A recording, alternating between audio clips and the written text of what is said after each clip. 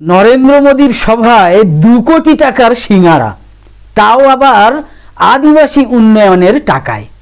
এই শিরোনামে আজকে আমাদের বিশেষ প্রতিবেদন, সংক্ষিপ্ত প্রতিবেদন। প্রতিদিনের মতো আজকের সংক্ষিপ্ত প্রতিবেদন উপস্থাপন করছি আমি জাকির হোসেন শেখ, আর ক্যামেরায় রুবিনা খাতুন। প্রধানমন্ত্রী নরেন্দ্র মোদীর সভা মানেই তো আপনারা জানেন যে একেবারে জাঁকজমকপূর্ণ সভা, জৌলুসে একেবারে চোখ ধাঁধিয়ে যাওয়া। গত 12 বছর ধরে এই সব দেখতেই অভ্যস্ত হয়ে উঠেছে গোটা দেশ, গোটা ভারতবর্ষ। কিন্তু সব কিছুকে ছাপিয়ে গিয়েছে গত বছর মানে 2025 সালের 15ই নভেম্বর গুজরাটের নর্মদা জেলায় হওয়া প্রধানমন্ত্রীর সভা। বিরসা মুন্ডার জন্ম সার্ধ শতবর্ষ উপলক্ষে জনজাতীয় গৌরব দিবসে আয়োজিত সেই সভায় আদিবাসী উন্নয়ন তহবিল থেকে মোট 50 কোটি টাকা খরচ করেছে বিজেপি শাসিত রাজ্য সরকার। এর মধ্যে ভিভিআইপিদের বা ভিআইপি অতিথিদের স্রেফ সিঙ্গারা খাওয়ানো হয়েছে নাকি 2 কোটি টাকায়। মোদির সভায় হওয়া এমন খরচের বহর সোমবার সামনে এনেছেন আম আদমি পার্টির মানে আপ সুপ্রিমো অরবিন্দ কেজরিওয়াল।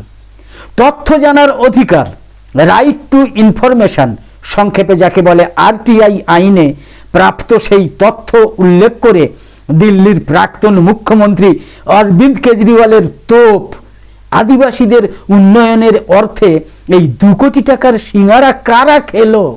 ওই টাকায় তো আদিবাসী এলাকায় বহু স্কুল, বহু হাসপাতাল তৈরি করা যেত, বলেছেন অরবিন্দ কেজরিওয়াল।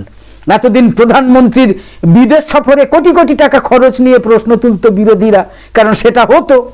আরটিআই আইনে এবার সামনে এসেছে সেই বিদেশ সফরগুলোতে শুধু ভারতীয়দের কমিউনিটি রিসেপশনের নামে উড়ে যায় 1.5-2 কোটি টাকা। গত বছর এপ্রিলে সৌদি আরবে গিয়েছিলেন নরেন্দ্র মোদী। পহেলগাঁওয়ে জঙ্গি হামলার কারণে সফর কাটছাট করে দেশে ফিরে এসেছিলেন তিনি, এটা আপনারা দেখেছেন খবরে। মাত্র 12 ঘন্টার মতো ছিলেন সৌদি আরবে, তার মধ্যেই খরচ হয়েছে 15.5 কোটি টাকা।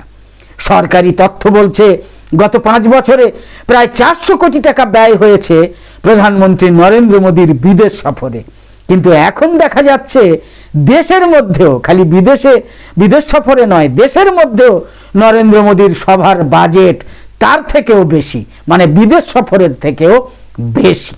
গত 15ই নভেম্বরের সভার খরচ জানতে আরটিআই আইনে আবেদন জানিয়েছিলেন গুজরাটের দেদিয়াপাড়ার আপ বিধায়ক চৈতার বাসবার। তাতেই সামনে এসেছে নর্মদা জেলা প্রশাসনের করা পাহাড় প্রমাণ ব্যয়ের চুলচেরা পরিসংখ্যান।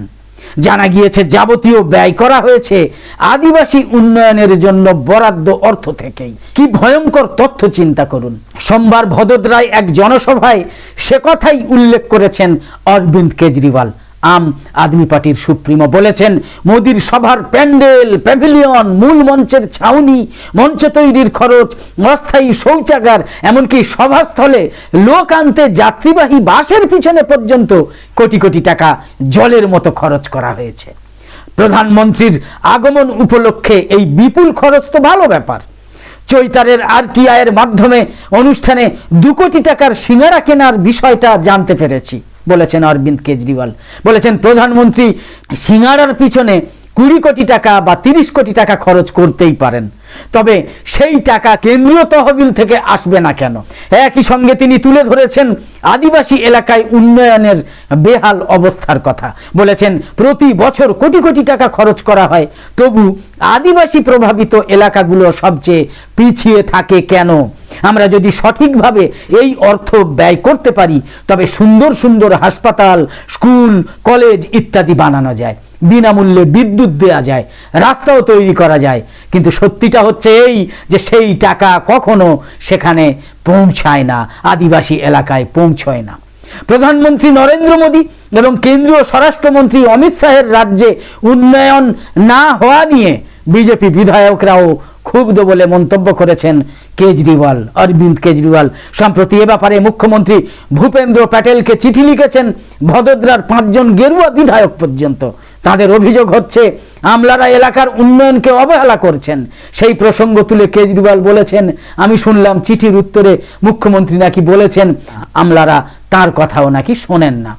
নরেন্দ্র মোদী কত জনদরদি আর কত দেশ হিতৈষী, এই ঘটনা যেন চোখে আঙুল দিয়ে সেটা দেখিয়ে দিল।